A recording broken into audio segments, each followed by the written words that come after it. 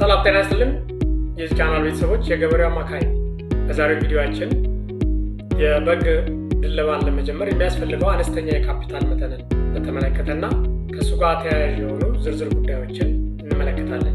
እስከ ቪዲዮ መጨረሻ አብራችሁን ቆዩ። መልካም ጊዜ።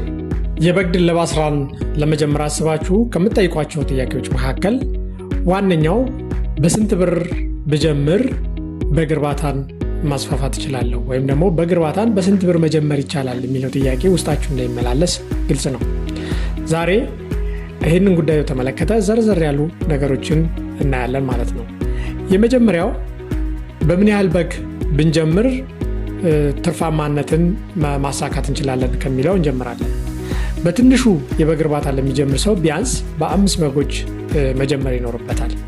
ስለዚህ እነዚህን 5 በጎች አደልቦ ለገበያ ለማቅረብ ምን ያህል ካፒታል እንደሚያስፈልገው እና ካፒታሉን ደግሞ ለምን ጉዳዮች እንደሚያውለው በዝርዝር እንመለከታለን ማለት ነው። የመጀመሪያው በአጠቃላይ ይህንን በ5 በጎች የበግ ማደለብ ስራን ለመጀመር የሚያስብ ሰው በትንሹ ወደ 72,000 ብር ያስፈልገዋል። እንግዲህ ይህ 72,000 ብር ስንመለከተው ከፍ ያለ ገንዘብ ይመስላል። ነገር ግን ይህ 72,000 ብር በአጠቃላይ 5 በጎችን ለ3 ወር ቀልበን ለገበያ እስከምናቀርብበት ጊዜ ድረስ ያለውን አጠቃላይ ወጪን የሚመለከት ነው ማለት ነው። እነዚህን እንግዲህ በዝርዝር ስንመለከት የመጀመሪያው እና ትልቁ ወጪያችን የበግ ግዢ ይሆናል። ለበግ ግዢ ከአጠቃላይ ካፒታላችን ውስጥ ወደ 40,000 ብሩን እናወጣለን። ይህን በዝርዝር ስንመለከት ለ5 በጎች ለእያንዳንዳቸው በአማካይ በ8,000 ብር ብንገዛ የሚሆነውን ዋጋ ማለት ነው። በጎችን ዝም ብሎ ያገኘነውን በግ ከገበያ ገዝተን ወደ በረታችን ማስገባት ሳይሆን ምን አይነት በግ መግዛት አለብን የሚለውንም በደንብ ማጤን ይኖርብናል። የመጀመሪያው ምንገዛቸው በጎች እድሜያቸው ከ1 ዓመት በታች የሆኑ፣ ቁመታቸው ረዘምና ቀጥ ያሉ መሆን አለባቸው። በተለይ ደረታቸው አካባቢ ሰፋፊ እና ወጣ ያለ ቢሆን የተመረጠ ነው። የአጥንታቸውም ስፋት እንደዚሁ ከግምት ውስጥ ማስገባት ይኖርብናል። ሌላው የጤናቸው ሁኔታም እንደዚሁ መመልከት ተገቢ ነው። አይናቸው ኩልል ያለ፣ ምንም አይነት በአፍንጫቸው ፈሳሽ የሌላቸው መሆናቸውን ማረጋገጥም አስፈላጊ ነው ማለት ነው።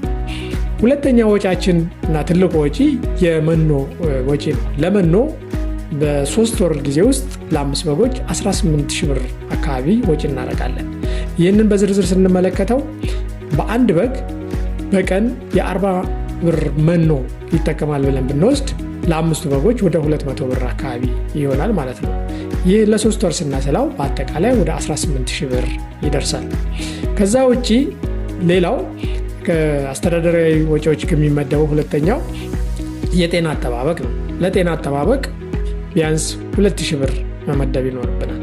ይሄ በጎቹ ወደ በረት ከመግባታቸው በፊት የሚሰጣቸው የትላትልና የጥገኛ ተዋሲያ መከላከያ መድኃኒት እና ሌሎችም ክትባቶችን የሚያካትት ነው። ከዛ ባሻገር የመኖሪያ ቤታቸውን ጉዳይም እንደዚሁ ታሳቢ ይደረጋል ማለት ነው። ለአነስተኛ በረት መስሪያ ቢያንስ 10,000 ብር አካባቢ እንመድባለን። ከዛ ባሻገር መጠባበቂያ የሚሆን ደግሞ 2,000 ብር እንይዛለን ማለት ነው። ይህ መጠባበቂያ የመኖ ዋጋ ቢጨምር፣ ድንገተኛ በሽታዎች ቢከሰቱ እና የመሳሰሉት ነገሮችን ለመሸፈን የሚያስችልን ይሆናል ማለት ነው። በአጠቃላይ ይህ 72,000 ብር ለበግ ግዢ ወደ 55%ን፣ ለመኖ 25%ን፣ መጠለያ ወደ 15% እና ሌሎቹ ተያያዥ ወጪዎችን የሚያጠቃልል ነው ማለት ነው። ይህ እንግዲህ በአጠቃላይ ወጪያችንን የሚያካትት ሲሆን ዋናው ነገር ደግሞ የትርፋችን ሁኔታ ነው። ትርፍን ስናሰላ የምንመለከታቸው አንደኛው እነዚህ በጎች ከ3 ወር በኋላ ምን ያህል ይሸጣሉ። አሁን ባለው የገበያ ሁኔታ በ3 ወር ውስጥ በጣም በጥሩ ሁኔታ የቀለብናቸው በጎች ከሆኑ እስከ 20,000 ብር ሊያወጡ ይችላሉ። ስለዚህ 100,000 ብር በአጠቃላይ ገቢ ይኖረናል ማለት ነው በ3 ወር መጨረሻ። ይህ ገቢ እንግዲህ ከወጪ ስናቀናንሰው ወደ 28,000 ብር የተጣራ ትርፍ እናገኛለን ማለት ነው። ይህ ገቢ እንግዲህ ስንመለከተው በወር በትንሹ ወደ 9,300 ብር የተጣራ ገቢ ሊኖረን እንደሚችል ታሳቢ ማድረግ ይኖርብናል ማለት ነው። ይህን እንግዲህ በማንኛውም ጊዜ ብንሸጣቸው ልናገኘው የምንችለው ገቢ ነው። ነገር ግን እነዚህ በጎች በዓመት በዓል ጊዜ በተለይ በፋሲካ፣ በገና እንዲሁም በአረፋ ብንሸጣቸው ከዚህ የተሻለ ትርፍም ሊያስገኙ እንደሚችሉ መገመት ይኖርብናል። በ72,000 ብር ወይም በ5 በጎች ይህን ያህል ትርፍ ማግኘት ከቻልን ስራውን ብናስፋፋው ምን ያህል ገቢ ሊያስገኝልን ይችላል የሚለውን ደግሞ ማስላት ይኖርብናል። ለምሳሌ በ5 በጎች የጀመርነውን ስራ ወደ 20 ብናሳድገው፣ ወደ 50 ብናሳድገው፣ ወደ 100 ብናሳድገው ትርፉ እንደዚሁ እያደገ ይመጣል ማለት ነው።